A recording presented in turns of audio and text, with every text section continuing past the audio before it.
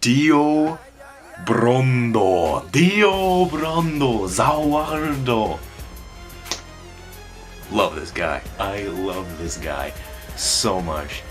One of my favorite characters in the series, if not all time. And he makes an appearance in this episode. I couldn't ask for more. This has to be the most amount of screen time that Dio has ever gotten in the Stardust Crusaders anime. I mean, for the majority of the time, he's a shadow villain.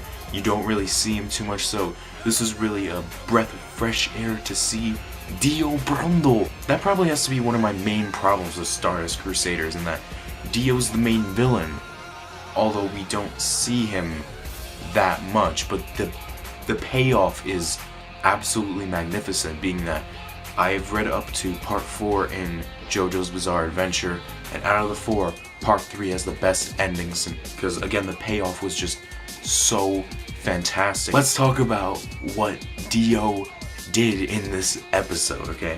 He's just being Dio here. He's demonstrating his mentality towards his subordinates, towards Hol Horse in the beginning of this episode. Like, what the fuck are you doing here? Any scrub can give me a report. Why don't you go do shit? How useless can you be? With this episode, we also find out that Dio's not completely immortal yet, being that he has Jonathan's body. He's not completely in sync with it yet. In fact, his entire left side is healing slower than the other. So this may play a pivotal role in the group defeating Dio. Maybe this may wear off by the time, because Holly, Jotaro's mom, has like 3 to 4 days left to like live, so that effect may wear off over time. Hol Horse, he thinks he's top shit, and he thinks he can take on Dio, which you gotta give it to the guy. At least he had the determination. But Dio, oh no, we get to see Zawardo in action.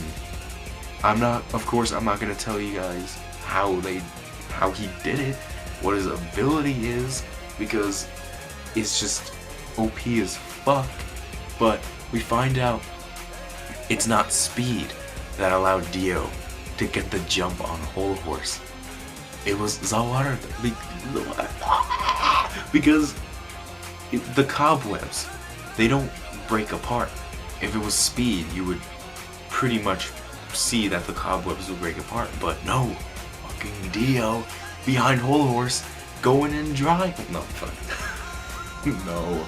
No.